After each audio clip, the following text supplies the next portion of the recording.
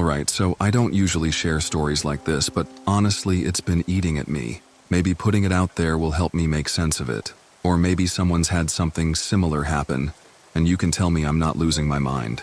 This happened about a year ago when I moved into this old rental house with my girlfriend, Emily.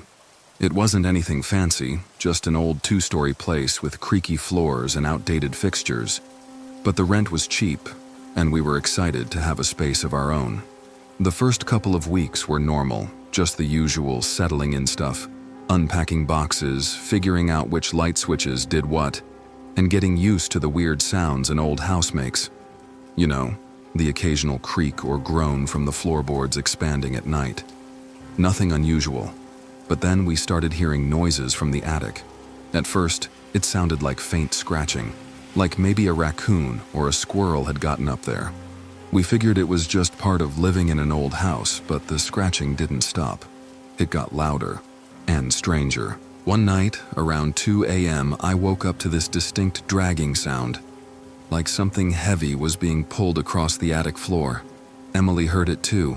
We just lay there staring at the ceiling, our hearts racing. The sound went on for a good minute before it stopped abruptly. I tried to brush it off the next day, telling myself it was probably an animal. But the thing is, the attic didn't have a proper entrance. No pull-down ladder, no obvious hatch. Just a small square panel in the ceiling of the hallway upstairs. Too small for anything big to get in or out easily. Curiosity got the better of me, so I grabbed a chair and a flashlight and decided to take a look. I pushed the panel aside and peeked in. It was pitch black, dusty, and filled with cobwebs. I shone the light around, expecting to see signs of an animal, nests, droppings, something, but there was nothing. Just an empty, dusty attic, except for one thing. In the far corner, partially hidden behind a beam, was an old wooden box. It looked out of place, like it had been shoved there hastily. I climbed up to get a better look. The box was small, maybe the size of a shoebox, and covered in this weird, faded cloth. I brought it down, even though Emily was not thrilled about that decision. When we opened it, we found some really bizarre stuff. There was an old black and white photo of a family, mom, dad, 2 kids, but their faces had been scratched out, like aggressively. There was also a small, rusted key, a lock of hair tied with a red string, and a piece of paper with strange symbols scribbled on it. I had no idea what any of it meant, but it gave me an uneasy feeling. That's when things got worse.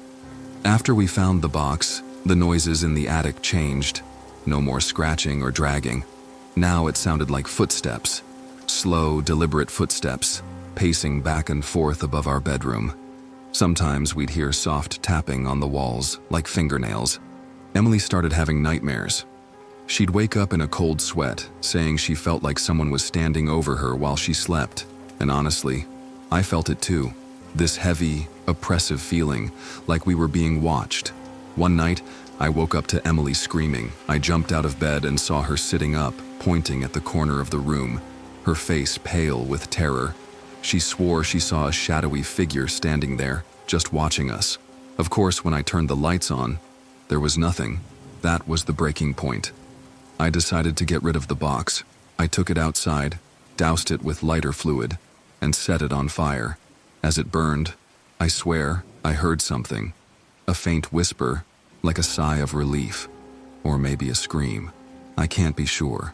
After that night, the noises stopped. The oppressive feeling lifted. It was like whatever had been there was gone. We moved out a few months later. I never found out who lived there before us or what that box was about. But I still think about it. About the footsteps, the shadow, the box.